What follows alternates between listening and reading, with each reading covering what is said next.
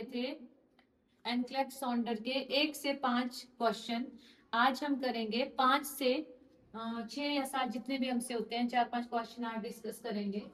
तो जैसे कि इसका 6 क्वेश्चन है कि एक नर्स है वो असेस कर रही है प्रेग्नेंट क्लाइंट को, और जिसका डायग्नोसिस क्या है, अब्रेप्शियो प्लेसेंटा। तो क्लिनिकल मैनिफेस्टेशन इस कंडीशन में क्या आते हैं? तो सबसे पहले देखो, इसमें आपको पता होना चाहिए एब्रेप्शियो प्लेसेंटा होता क्या है।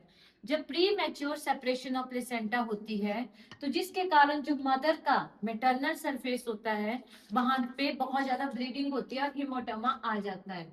तो आपको सिंपल सिम्टम पता होना चाहिए कि अगर किसी का pre mature separation of placenta है तो क्या प्रॉब्लम आ रही है। तो सबसे पहले देखो, आप इसमें बड़े ध्यान से देखना पड़ेगा कि देखो प्री मैच्योर हो रहा है मींस मसल्स में क्या हो रही है, यूट्रस क्या हो रहा है, इरिटेट हो रहा है। और यूट्रस में क्या आ जाती है, इरिटेशन होने के बाद यूट्रस एकदम टेंडर हो जाता है। तो 2 सिम्टम तो आ ही रहे हैं, एक यूट्राइन इरिटेबिलिटी का और एक यूट्राइन की टेंडरनेस का। थर्ड सिम्टम है हमारे पास ब्राइट रेड वेजाइनल ब्लीडिंग।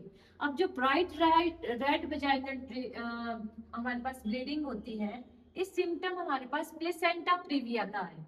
किसका सिम्टम है हमारे पास, प्लेसेंटा प्रीविया का, क्योंकि जो एब्रेप्शियो प्लेसेंटा होता है उसमें ब्राइट रेड कलर का नहीं आता है ब्लड, उसमें डार्क, उसमें जो ब्लड आएगा वो डार्क रेड वेजाइनल ब्लीडिंग होगी।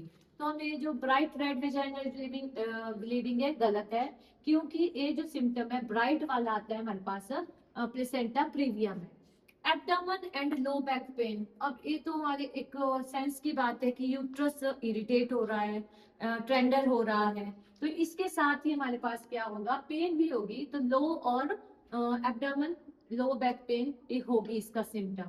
तो इसकी जो करेक्ट ऑप्शन है 6th वाले ऑप्शन भी नॉन फीटल हार्ट रेट के पैटर्न में तो फर्क पड़ता ही है, ठीक है। इसमें जो है नॉन रिएस, देखो कोई भी अगर प्रॉब्लम आ रही है तो सबसे पहले बच्चे की हार्ट बीट अफेक्ट होती है। तो 6th भी इसका सिम्टम रहेगा। तो इसकी जो करेक्ट ऑप्शन है, एक आगे यूट्राइन इरिटेबिलिटी, यूट्राइन की टेंडरनेस, ब्राइट रेड कलर का वेजाइनल ब्लीडिंग और एब्डोमेन और लो बैक पेन और non reassuring foetal heart pattern. Next question please. तो 6th जो है मुझे लगता है आपको एक क्वेश्चन क्लियर हो गया है। अब 7th की बारी है। 7th क्वेश्चन में बोला एक क्लाइंट है जिसको क्या है, हर्निएटेड लंबर इंटरवर्टिब्रल डिस्क है, और जिसको साथ में क्या हो रही है, लो बैक में उसके पेन हो रही है। तो हम कौन सी पोजीशन देंगे? तो हमेशा याद रखना, लो बैक पेन हो रही है तो पोजीशन के लिए जब हम इसमें पोजीशन यूज करते हैं, तो मान लो इसमें से जो पोजीशन है जो आपके लो बैक पे ज्यादा प्रेशर कम दे, तो देखो इसका जो करेक्ट आंसर है वो है 4th वन। क्योंकि जब हम सेमी फॉलस पोजीशन देते हैं, नीज को थोड़ा स्लाइटली रेज करेंगे, मान लो आपने सेमी फॉलस जैसे नीज उठा दी, तो जो प्रेशर होता है वो लोअर बैक पे कम पड़ता है। तो इस पोजीशन का जो दूसरा नाम है, दूसरा नाम इस पोजीशन का नाम है विलम्स पोजीशन। और ये पोजीशन जो होती है वो बहुत ज्यादा इफेक्टिव होती है हमारे पास in case of the back pain को मिनिमाइज करने के लिए, ठीक है। तो इसका जो करेक्ट ऑप्शन रहेगा, इसका रहेगा 4th one, semi false position with knee slightly raised. Next question please. Next question बोल रहा है हमारे पास, एक क्लाइंट है जिसको माइस्थेनिया ग्रेविस है। माइस्थेनिया ग्रेविस का आपको पता होना चाहिए कि इसमें मसल की वीकनेस हो जाती है, क्योंकि जो हमारे पास न्यूरो ट्रांसमीटर एसिटाइल कोलिन होता है वो कम रिलीज होता है।